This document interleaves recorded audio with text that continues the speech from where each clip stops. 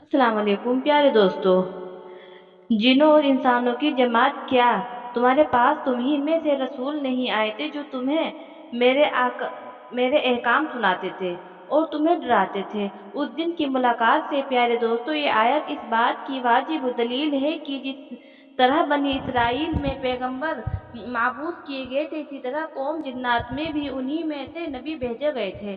پیارے دوستو، جنات کو آگ کے شعلے سے پیدا کیا گیا۔ جنات علم، ادراک اور صحیح اور غلط میں فرق کرنے کی صلاحیت رکھتے ہیں۔ جنات کو انسانوں کی طرح احکام فرائض دیے گئے ہیں اور وہ ایک خاص شریعت پر چلتے ہیں۔ انسانوں کی ہی طرح جنات کا بھی جزا اور سزا اور حساب و کتاب ہونا ہے، اور ان میں سے ایک گروہ مومن ہے جبکہ دوسرا گروہ کافر ہے۔ پیارے دوستو، اسی طرح اگر غور کریں تو قرآن پاک میں بھی اللہ پاک سورہ رحمان میں فرماتے ہیں کہ اے جنوں اور انسانوں، تم اپنے رب کی کون کون سی نعمت سے انکار کرو گے؟ پیارے دوستو، حضرت آدم علیہ السلام کی پیدائش سے 40,000 سال قبل ابو جنات سموم کو پیدا فرمایا گیا۔ سموم تمام جناتوں کا باپ کہلایا۔ اللہ نے اسے آگ کے شعلوں سے پیدا فرمایا تھا، جبکہ کچھ علماء نے لکھا ہے کہ سب سے پہلے جن کا نام معریج تھا۔ جب اسے پیدا فرمایا گیا تو اللہ تعالیٰ نے فرمایا کہ اے ابو الجن، کیا تیری کوئی آرزو ہے؟ تو اس نے کہا کہ میری تمنا یہ ہے کہ ہم سب کو دیکھ سکے لیکن ہمیں کوئی نہ دیکھ سکے، اور میری نسل کے جنات ہمیشہ جوان رہیں۔ اللہ پاک نے اس کی یہ تمنا پوری فرمائی، لہذا جنات ہر مخلوق کو دیکھ سکتے ہیں لیکن دوسرے لوگ انہیں نہیں دیکھ سکتے، اور جب وہ مرتے ہیں تو زمین میں غائب ہو جاتے ہیں، اور ان کا بوڑھا بھی جوان ہو کر مرتا ہے، یعنی انہیں بچے کی طرح کم عمر میں لوٹا دیا جاتا ہے۔ پھر اللہ نے اس کی بیوی مرزا کو پیدا فرمایا۔ ان دونوں کے تعلق سے ایک لڑکا اور ایک لڑکی کی پیدائش ہوئی۔ کچھ دنوں کے بعد ان کے بھی لڑکے اور لڑکیوں میں اس طرح ان کی تعداد بڑھتی چلی گئی اور 70,000 کے قریب پہنچ گئی۔ لہذا اللہ پاک نے ان پر قانون نافذ، اور پھر وہ جوڑوں، خاندان اور قبیلوں کی شکل میں رہنے لگے۔ جب جنوں کی نسل میں اضافہ ہوا تو اللہ نے انہیں رتبوں کے اعتبار سے زمین، ہوا اور پانی میں آباد کر دیا۔ جب وہ زمین میں آباد ہوئے تو ایک مدت تک اللہ کی عبادت کرتے رہے، پھر وقت گزرنے کے ساتھ ساتھ انہیں اللہ کی نافرمانی شروع کر دی اور زمین میں خون خرابہ، فساد پھیلانے لگے۔ ان کا ایک بادشاہ تھا جس کا نام یوسف تھا۔ اللہ نے یوسف، جن کو نبوت کے عہدے پر فائز کیا تھا، قوم جنات کو ہدایت ملی۔ یہ جنوں کے قوم میں بھیجے گئے پہلے نبی تھے۔ جب انہوں نے اپنے قوم کو دعوت حق دی تو جنوں نے انہیں قتل کر ڈالا۔ لہذا اللہ پاک نے بطور سزا دوسرے آسمان کے فرشتوں کا ایک لشکر بھیجا۔ اس لشکر کا نام لشکر جن تھا۔ ان میں ابلیس بھی تھا جو 400 جناتوں کا سردار تھا۔ وہ لشکر آسمان سے اترا اور روئے زمین کے تمام جنوں کا نکال دیا اور انہیں زمین سے جلا وطن کر دیا اور دریاؤں جزیروں میں بھگا دیا۔ جبکہ کچھ مفسرین یوسف جن کو نبی نہیں مانتے بلکہ صرف بادشاہ قرار دیتے ہیں، ان کے نزدیک اللہ نے جنات میں پہلے جن پیغمبر حضرت عامر بن عمر بن حسن کو جناتوں کے ہدایت کے لیے بھیجا تھا۔ ان میں سے کچھ اسرائیلی روایت ہے جن پر علماء کا اتفاق نہیں ہے۔ یہ جن پیغمبر تھے لیکن کچھ ہی عرصے میں جنہوں نے انہیں شہید کر دیا۔ اللہ پاک نے دوسرے دن پھر ایک نبی کو بھیجا جن کا نام سعد بن مالک بن الحمزہ تھا۔ ان کو جناتوں کی ہدایت کے لیے بھیجا گیا تھا لیکن انہیں بھی جنات نے شہید کر ڈالا۔ یہ سلسلہ 800 برس تک جاری رہا۔ ان پر بلے کا چلا پانی جان اور کئی جن پیغمبر موت کیے گئے۔ اس دوران انہیں 800 سے زیادہ پیغمبروں کو شہید کیا۔ اس کے بعد اللہ پاک نے قوم جنات پر عذاب نازل فرما دیا، اور جب ان پر قہر نازل ہوا تو زمین کا بڑا حصہ ان سے صاف کر دیا گیا۔ ان میں سے چند اطاعت گزار جن بچ گئے جو غاروں، پہاڑوں اور سمندروں میں چلے گئے۔ جنات سے جنگ کے بعد عزازیل نے اللہ سے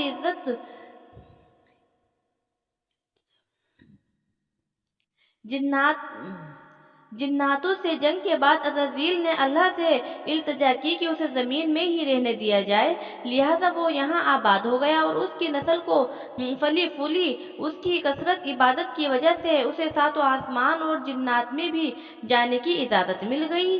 اور پھر ابلیس نے روئے زمین کے جنات کو اپنے ساتھ ملانا شروع کر دیا۔ جنات کے 4 قبیلے نے ابلیس کے ہاتھوں پر بیعت کر لی، جن کا نام खंदा, मुमताज और मरामस था, जबकि जिन्नात के दो कबीलों ने इबलीस के रास्ते पर चलने से इनकार कर दिया, जिसका नाम बिस्मिल्लाह और जाफर था। जबकि कुछ उलमा ने लिखा है कि अज़राज़ील भी जिन्नात ही के कबीले से ताल्लुक रखता है। उसने जिन्नात के कबीले बलोच जान की एक लड़की से शादी की और अल्लाह पाक ने अज़राज़ील को हजारों बेटों और बेटियों से नवाजा। जब सारे सरकस जिन्नात खत्म कर दिए गए तो वो वक्त हजरत आदम अलैहिस्सलाम की पैदाइश का वक्त था।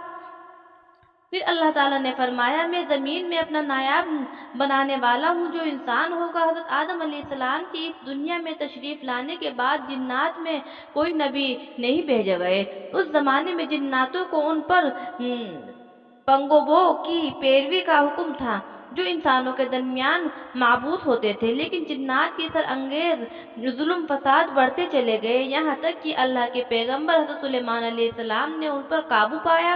उन्हें दोबारा उन वीरान पहाड़ों में जाने का हुक्म दिया।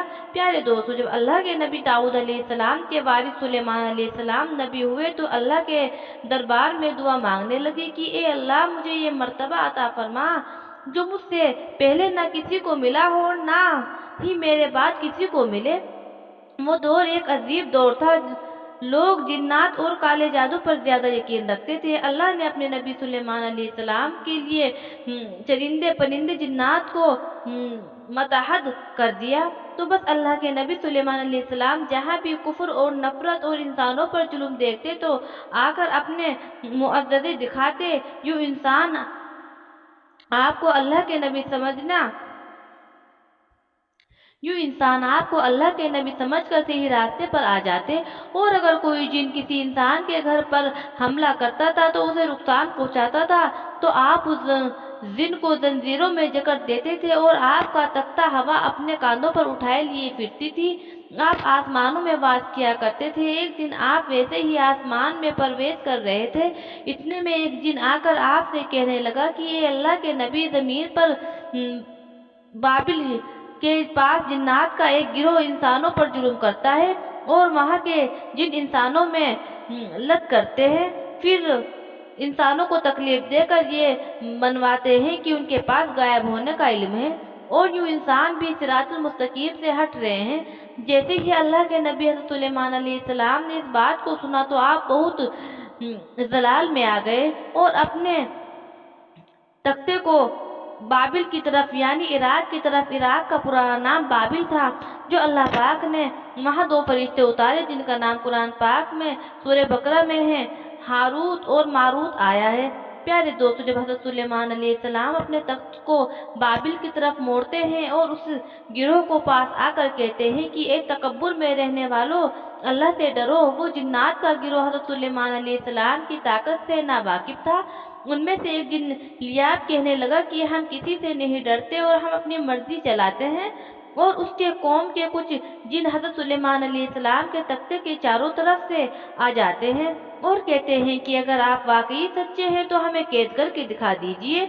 बस अल्लाह के नबी सुलेमान अलैहिस्सलाम जैसे ही अपना आसा मुबारक उन जिन्नातों की तरफ करते हैं तो हवा और मिट्टी का एक अजीब तूफान उठता है और जमीन को चीर कर लोहा निकलता है और जंजीरों में तब्दील हो जाता है। वो जंजीरें हर उस जिन्नात की गर्दन पर आ पड़ती हैं और वो तमाम के तमाम जिन्नात जमी बोझ हो जाते हैं और अल्लाह के नबी सुलेमान अलैहिस्सलाम के कदमों पर गिर के कहते हैं कि आप कौन हैं। आपने फरमाया कि मैं अल्लाह के नबी दाऊद का बेटा सुलेमान हूँ और अल्लाह ने मुझे इस जमीन पर अमन और सलामती के लिए रखा है। इस जमीन पर फसाद न फैलाओ वरना अल्लाह का अज़ाब तुमको फना कर देगा। यूं वो सारा गिरोह हज़रत सुलेमान अलैहिस्सलाम की नबुव्वत और अल्लाह की वहदानियत को तस्लीम करता है और फिर सब के सब अमन, मोहब्बत और सुकून के साथ जिंदगी बसर करते हैं और वादा करते हैं कि कभी भी किसी भी इंसान को तकलीफ नहीं पहुंचाएंगे। प्यारे दोस्तों, मुल्क शाम में जिस जगह हज़रत मूसा अलैहिस्सलाम का खेमा गाड़ा गया था, ठीक उसी जगह हज़रत दाऊद अलैहिस्सलाम ने बैतुल मुक़द्दस की बुनियाद रखी।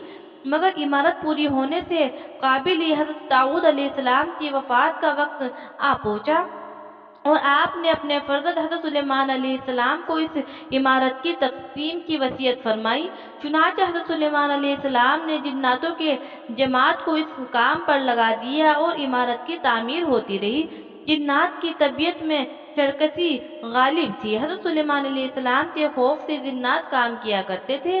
अगर उनकी वफात का जिन्नातों को इल्म हो जाता तो फौरन काम छोड़ बैठते और तामीर बीच में रह जाती। यहाँ तक कि आपकी वफात का वक्त करीब आ गया और इमारत अभी मुकम्मल ना हो सकी तो आपने ये दुआ मांगी कि इलाही मेरी मौत जिन्नातों की जमात पर ज़ाहिर ना होने पाए, ताकि वो बराबर इमारत की तामीर में मशरूफ रहें और इन सभी का इल्म गैब का जो दावा है वो भी बातिल ठहर जाए। ये दुआ मांग कर आप मेहरबान में दाखिल हो गए और अपनी आदत के मुताबिक अपनी लाठी टेक कर इबादत में मशरूफ हो गए और इसी हालत में आपकी वफात हो गई।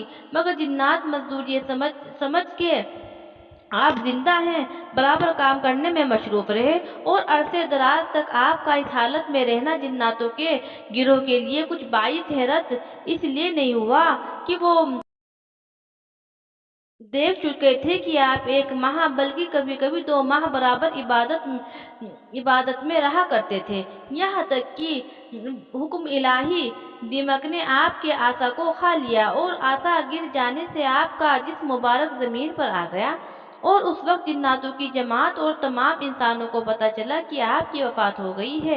कुरान मजीद में अल्लाह ताला ने इस वाक़ये को इन अल्फाज में बयान फरमाया है कि यानी हज़रत सुलेमान अलैहिस्सलाम पर मौत का हुक्म भेजा तो जिन्हों को उनकी मौत दीमक ने बताई जो उनके आशा को खा रहा था। फिर जब हज़रत सुलेमान अलैहिस्सलाम ज़मीन पर आ गए तो जिन्नात की हकीकत भूल गई। अगर वो गायब जानते होते तो वो उस जिल्लत के अज़ाब में इतनी देर तक ना पड़े रहते। प्यारे दोस्तों, वीडियो अच्छी लगे तो इस वीडियो को लाइक और शेयर ज़रूर भी करें। मिलते हैं नेक्स्ट वीडियो के साथ। अल्लाह हाफिज़।